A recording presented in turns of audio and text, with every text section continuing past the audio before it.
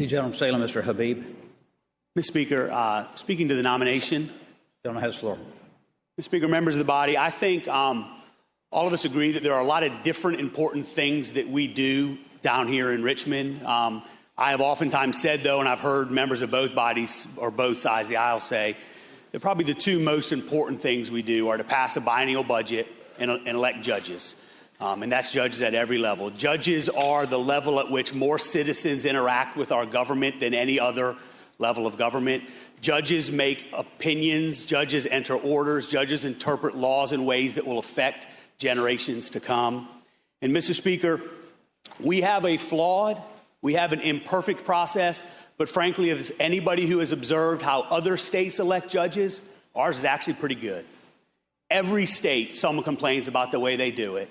Every state's got a way they want to add politics or take away politics or add the General Assembly or take them away. But at the end of the day, whatever you want the system to be, we have a system that has worked for a long time and has given us, bar none, the best the best judiciary in the country. And Mr. Speaker, while the process is oftentimes flawed, I'm the first to admit that this process has been more frustrating than any. This process has dragged on longer than many of us would have liked. This process has become more divided than many of us would have liked. And this process has maybe gotten away from the true questions that this body is supposed to ask. Mr. Speaker, I voted for former Justice Roush when she came before this body some days ago.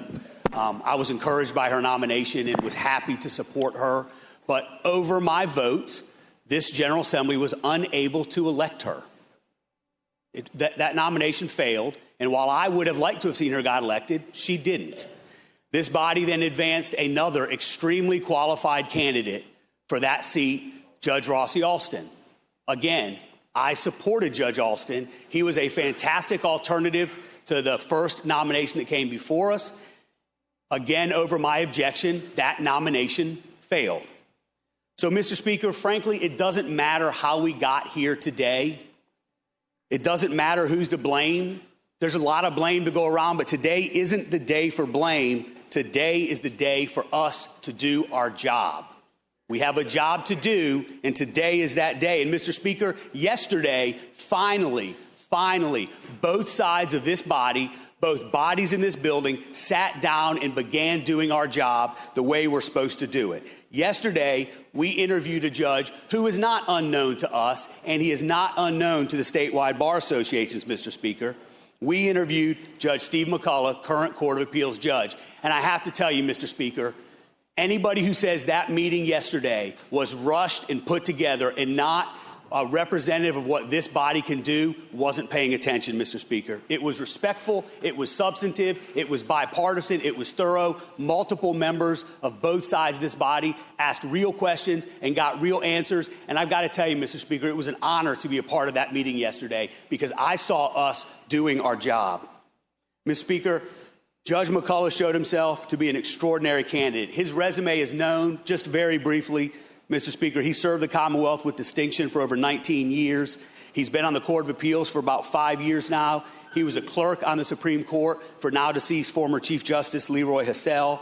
He's been an assistant attorney general, a deputy solicitor general, a solicitor general, a senior appellate counsel, and that is across multiple attorney general administrations, Mr. Speaker. Yesterday, after that substantive, thoughtful interview process, he was unanimously qualified. Mr. Speaker, I was encouraged when I read the Richmond Times to hear the minority leader say, this is a, quote, good man, this is a humble man. Anybody who has questions about Stephen McCullough and his qualifications for this bench and didn't participate in that meeting yesterday and didn't ask those questions has lost the opportunity to object today, Mr. Speaker. So, Mr. Speaker, here's where we are.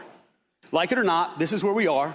We have an opening on the Supreme Court of Virginia. Again, we know how we got here. We know what the governor did. We know every step of the way along towards that today.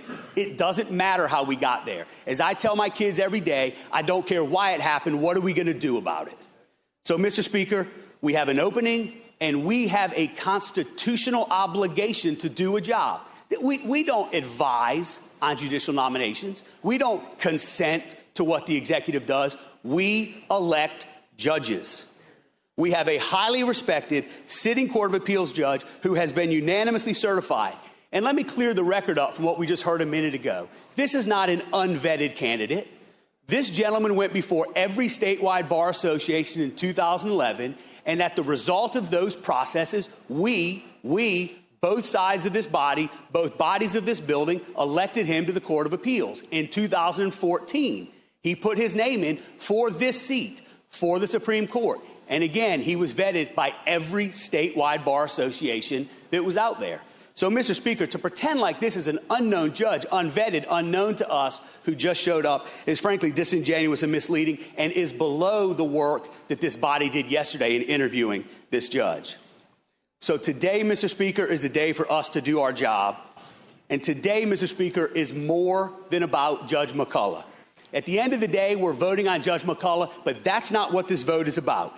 This vote is about this institution and whether or not we can do our most fundamental job to elect judges. So, Mr. Speaker, any member of this body who sits in their seat and chooses not to cast a vote for a judge who everybody knows who is qualified, who is fully vetted, who has honorably served this Commonwealth for almost 20 years, and who has sat on an appellate court bench for almost 5 years, is simply abrogating their constitutional responsibility to the executive. If you don't want to do your job, I'm sure somebody else would be happy to do it for you, Mr. Speaker. But I hope today, putting behind all that we've been through, all the drama, all the messiness, again, it is not a day for blame of how we got here. It is a day for dealing with where we are. With that said, Mr. Speaker, I thoroughly endorse and hope everybody here will support the nomination for Judge Stephen McCullough.